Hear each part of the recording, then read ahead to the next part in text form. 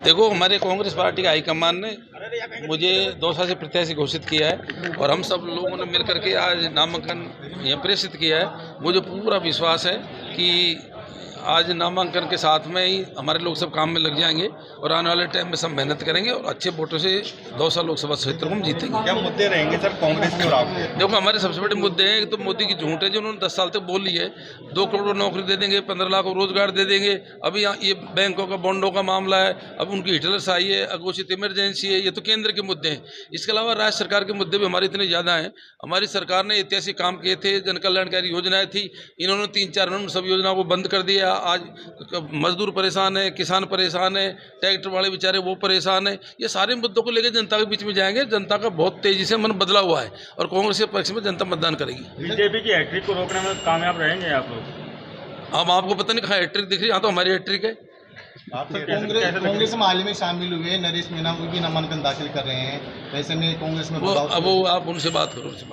कोई भी व्यक्ति चुनाव निर्दलीय लड़ना नहीं चाहता, लेकिन मेरे जैसे एक सामान्य परिवार से आने वाला व्यक्ति जो वर्षों से राजनीति में है, जिसने आंदोलनों की धरने प्रदर्शन के रूप में आंदोलनों की राजनीति करके जनता की सेवा करी है, मेरा जैसा व्यक्ति जब कोई पार्टी से टिकट मांगता है, जब पार्टी टिकट नहीं देती है, ऐसे में हमें अपने आप को सर्वाइव करने के लिए, अपने आप को राजनीति में जिंदा रखने के लिए और पार्टियों को ये एहसास कराने के लिए कि केवल ये जो परिवारवाद की राजनीति करते हैं, जो राजनीति को अपने घर की वो समझते हैं, उन लोगों को दिखाने के लिए, आईना दिखाने के लिए और खुद को ताकत बनाने के लिए चुनाव लड़ना पड़ता है। और जब मैं यहाँ से चुनाव जीत कर जाऊँगा तो वो जो कांग्रेस पार्टी ने मुझे टिकट नहीं दिया, वो भी अपने आप को पश्चाताप करेगी और वो ये कहेगी कि टिकट हमने गलत हाथों में दिया है। अगर हम नरेश मीणा को देते तो और ज़्यादा वोटों से नरेश मीणा जीत गया। लेकिन दौसा का टिकट भी कांग्रेस का है, जो सचिन पायलट का ही टिकट है। उसके बाद भी सचिन पायलट के टिकट के खिलाफ ही आप गूगल बजाए। देखो, आदरणीय सचिन जी पायलट साहब मेरे नेता है,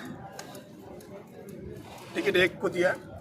ये जो टिकट मांग रहे थे, ये लोग कह रहे थे साहब उसकी दुकान में यहाँ कोई सामान नहीं है, उसको कोई यहाँ पूछता नहीं है, उसको यहाँ कोई गांठता नहीं है। और आज आपने देख लिया वो बिना बुलाए, उनकी रैली भी आप देख के आए होंगे। उनकी रैली में लोगों को बुलाया गया होगा, साधन किए गए होंगे। उनकी रैली में वो आए होंगे जिनको कोई डायरेक्टर का टिकट चाहिए, जिनको जिला परिषद का टिकट चाहिए, जिनको प्रधान बनना हो। मेरे साथ जो लड़के हैं ये निस्वार्थ भाव से खुद का डीजल बढ़ा के, खुद का पेट्रोल बढ़ा के आए हैं। और इनका जोश आप देख लो, किस तरह से किलोमीटर से हम पद यात्रा कर रहे हैं और किस तरह से धूप में मेरे साथ चल रहे हैं, किस तरह से नारे लगा रहे हैं, किस तरह से इनमें जोश है। इससे पता लगता है कि कौन निस्वार्थ भाव से किसके साथ खड़ा है।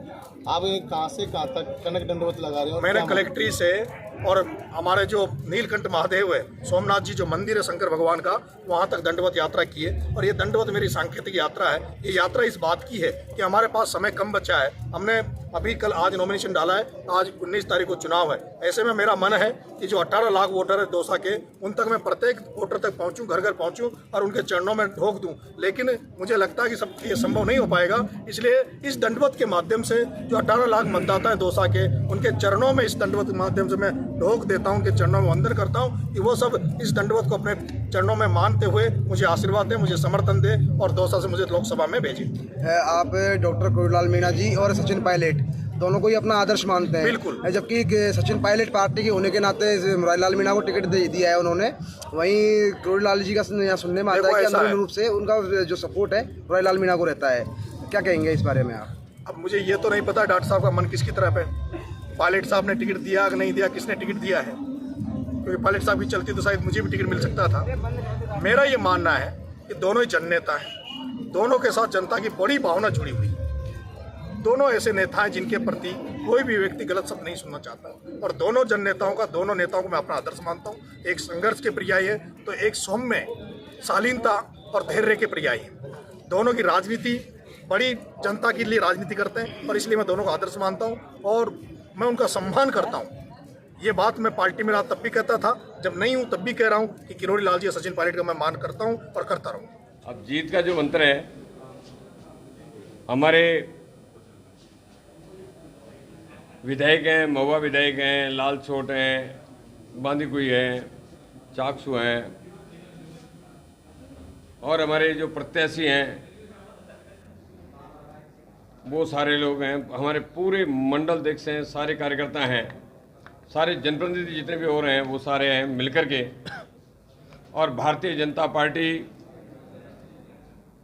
कि हमारे यशस्वी मुख्य प्रधानमंत्री आदरणीय नरेंद्र मोदी जी के द्वारा जो योजनाएं जो गरीबों के लिए जो लेके आए हैं उनको घर घर तक उनको दोबारा याद दिला करके सारे कार्यकर्ता चल करके और पार्टी को जिताएंगे।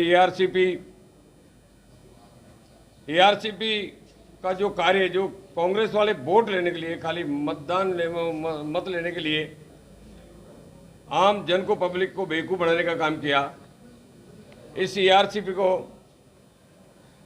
राजस्थान में सरकार आते ही तुरंत भारत सरकार से इसको स्वीकृत करवाया। आज द्रुत गति से इसका काम चल रहा है और जिससे हमारे 21 जिलों को जो लाभ होने वाला है और आम जन इस बात के लिए आतुर है कि कब हमारे बीच में पानी आए, कब हमको इसका लाभ मिले। और निश्चित रूप से बहुत जल्दी, क्योंकि डबल इंजन की सरकार है, सरकार भारत में भी सरकार बनने जा रही है और ये 400 पार एनडीए 400 पार की सीटें जीत करके और डबल इंजन वाली सरकार बन करके और सारे कार्य सब लोगों की राय से इस क्षेत्र में हो, उसी मंत्र के आधार पर यहाँ का चुनाव जीता जाएगा। 4 बार के विधायक आपके सामने हैं,